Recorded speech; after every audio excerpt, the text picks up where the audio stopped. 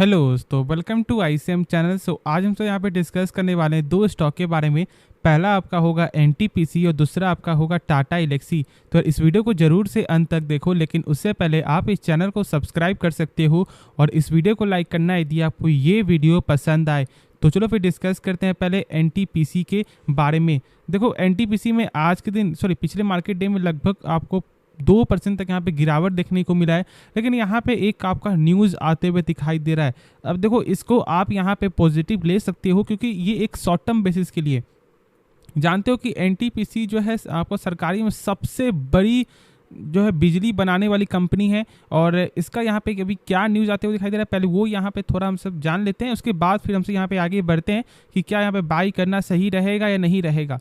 सबसे पहले यहाँ पे न्यूज़ आपको ये है कि एनटीपीसी का यहाँ पे मानना है कि आने वाले कुछ समय में जो बिजली का खपत यहाँ पे ज़्यादा आपका होगा, यानी कि डिमांड आपको बढ़ते हुए दिखाई देगा। और ऐसा बस इनका नहीं, ऐसा यहाँ पे आप जानते हो बीच में जो है एक बयान भी आपको आते हुए दिखाई दे रहा था सरकार के द्वारा कि आने वाले 3 महीने में जो है कोल बेस्ड जो भी पावर प्लांट है वो अपने हाई कैपेसिटी में काम करे। और एनटीपीसी का वही मानना है कि खपत यहाँ पे बढ़ने वाला है, क्योंकि लोग आजकल जो है एसी जानते हो ज़्यादा ही लोग यहाँ पे यूज कर रहे हैं, और इसी कारण ऐसा कुछ आपको देखने को मिल रहा है, क्योंकि धरती यहाँ पे गर्म हो रहा है। और इसी के वजह से यहाँ पे ऐसा मानना है कि एक नया जो है प्लांट यहाँ पे खोलना पड़ेगा जो कोल बेस्ड के द्वारा होगा, यानी कि आपको कोयले के द्वारा होगा।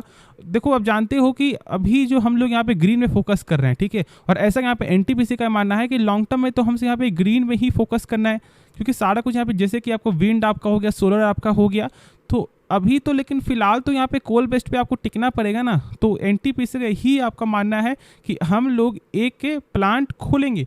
अब ये आपका पॉजिटिव है, लेकिन देखो ये पॉजिटिव जहाँ तक मुझे ऐसा लगता है कि ये एक नियर टर्म के लिए, यानी कि एक शॉर्ट टर्म के लिए। और आप भी जानते हो कि एनटीपीसी जो है कोल बेस्ड के लिए यहाँ पे जानी जाती है, और अभी आने वाले समय में ऐसा कुछ जहाँ तक कोल बेस्ड का है वो मुझे ऐसा लगता है कि बहुत कम आपका हो जाएगा, क्योंकि सरकार फोकस कर रहा है ग्रीन में।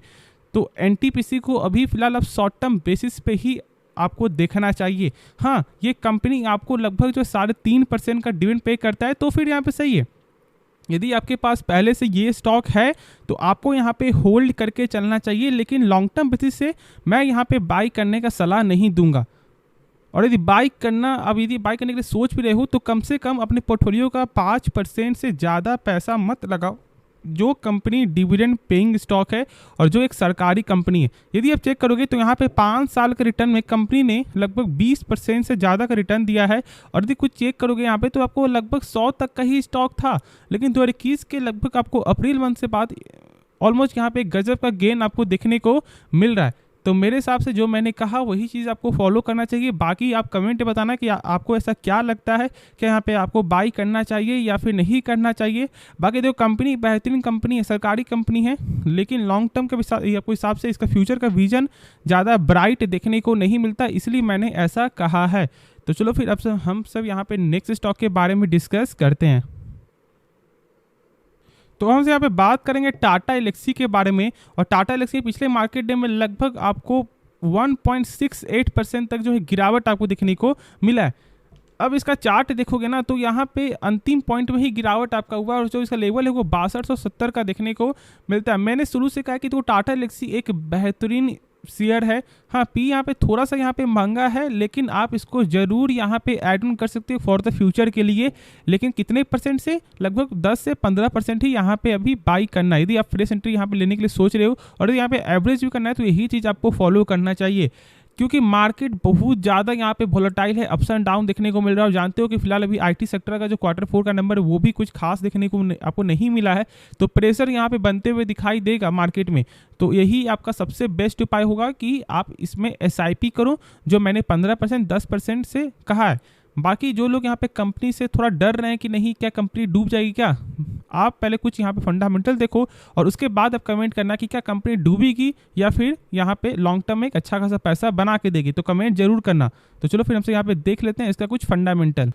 तो यहाँ पे सबसे पहले देखो कंपनी का आरओसी यानी कि रिटर्न ऑन कैपिटल एम्प्लॉयड। अब ये होता है क्या, इसका मतलब ये है कि कंपनी जब अपने ऊपर 100 रुपया लगा रहा है ना, तो वही 100 रुपया कंपनी का बन जाता है 1 साल बाद 147 रुपया 70 पैसा, जो एक बेहतरीन नंबर है। क्योंकि किसी भी कंपनी का आरओसी जो है ना वो 12% के ऊपर होना चाहिए, और यहाँ पे तो लगभग आपका 4x टाइम तक देखने को मिलता है। और कंपनी का जो आरओई है वो भी 12% के ऊपर होना चाहिए। अब मैंने कहा है ना कि सबसे बेस्ट आपका होता है आरओसी, क्योंकि आरओई में यहाँ पे क्या होता है कि बस शेयर कैपिटल और आपका रिजर्व को दोनों जोड़कर ये नंबर देखने को मिलता है।